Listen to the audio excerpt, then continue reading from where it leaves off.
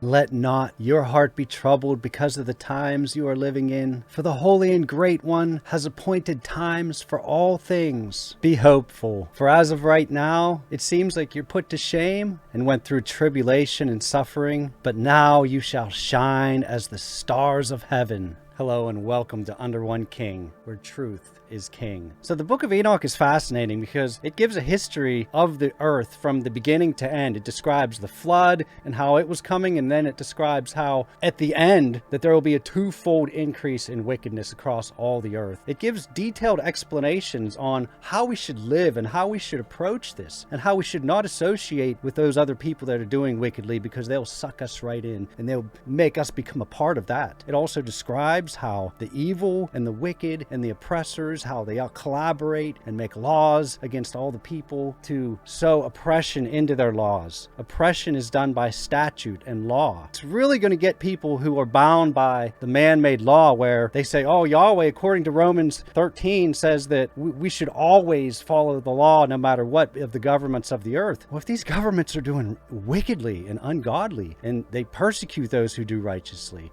and they come after those who do good, and they love liars and hate those who tell the truth, well, should we be following them? I don't know. That's for you to decide.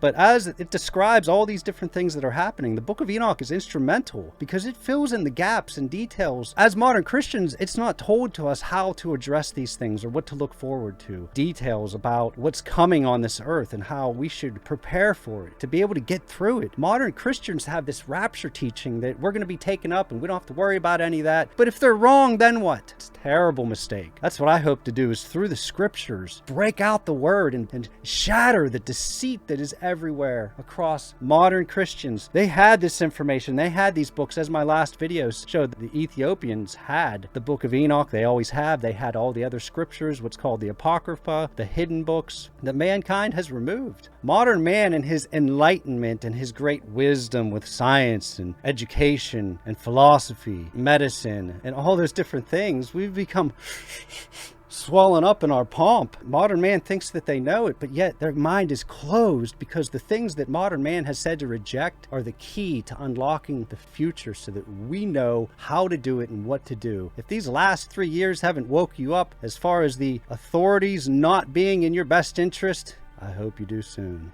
Now I'm going to be continuing on doing the book of Enoch, really getting into some stuff that really needs brought out in the open. This is key. As I described in my last video, it was a miracle of Yahweh Elohim for this even being here. The Ethiopians preserved it for these last days, and here it is, the book that is written specifically for the last generation, the ones that will be living on the earth when the Antichrist will arise and all the nations of the earth gather together, and they war against the righteous ones. They war against the people who have Yahweh Elohim's name found in them, those who keep the commandments of Yahweh and have the testimony of Yahusha HaMashiach, of Jesus Christ. So Enoch gave his sons instructions, and not only his sons, but this was specifically for people in the future generations. He said, let not your hearts be troubled because of the times, for the Most High, Great One, has appointed days for all things. Just like Ecclesiastes, there's times for every season under heaven. Fear not, you righteous, those who have died in righteousness. Be hopeful, because before time you were put to shame and were in affliction and tribulation, but now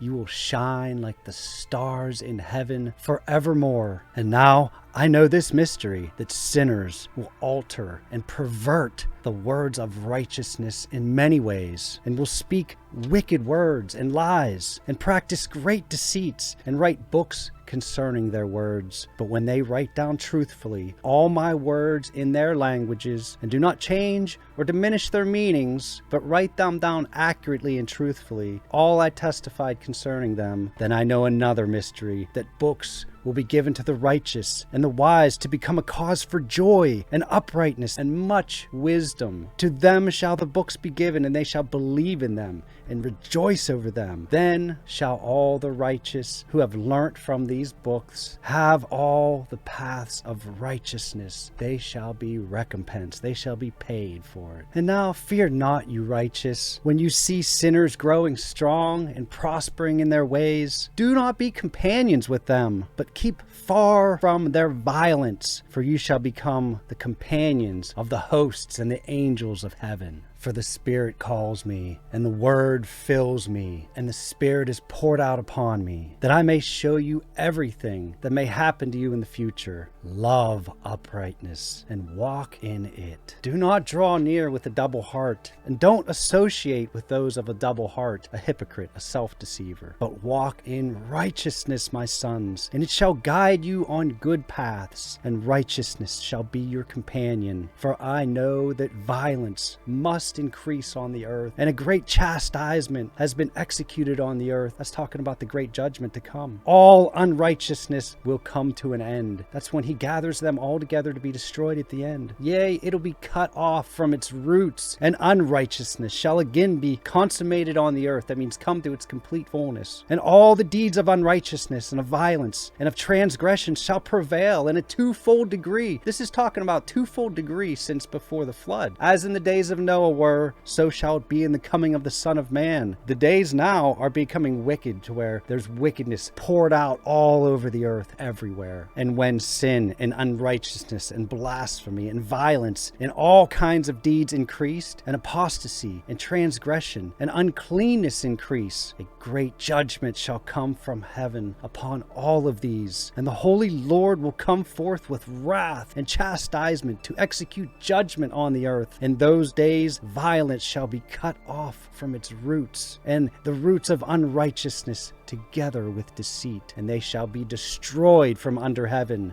See, Yahusha has come. It says the purpose of Yahusha coming, Jesus coming, was to destroy the works of the devil. And that's what's going to be at the end. The evil was going to be wiped out so the seeds of righteousness can be planted. And it says for this tribulation, the great tribulation, it prepares us, saying that we need to walk down the paths of righteousness. And it's mostly a preparing is of our heart. We need to prepare our hearts and walk down in his light, in his ways, no matter if the rest of the world says that doing evil is perfectly fine and that pointing out that evil is what's wrong. Doesn't matter, because the judge is coming. Behold, God is the judge. Fear him. We're not to fear men. We fear the Most High Creator. And the book of Enoch is instrumental in preparing us. It was written specifically. The first chapter tells about this is written for the people who will be living in the last generation, when wickedness will take over the earth and the great king will come in power and glory with all his saints to set up his kingdom on this earth, just like Revelations 19, just like Daniel describes, just like all the other prophecies. The great and awesome day of the Lord, it all goes together in one unified message. And that's what I hope to do, is bring this together. So I think that's why Yahusha, Jesus, told us to watch and be ready and be alert and to know the signs of the times. The people knew when the weather was changing, but they didn't know the signs of the times. Yahusha, Jesus, told us to be ready and to watch and to know and to look for all these critical events. Read the headlines, the news headlines, and the alternative media, because the mainstream media has an agenda and a narrative to formulate your point of view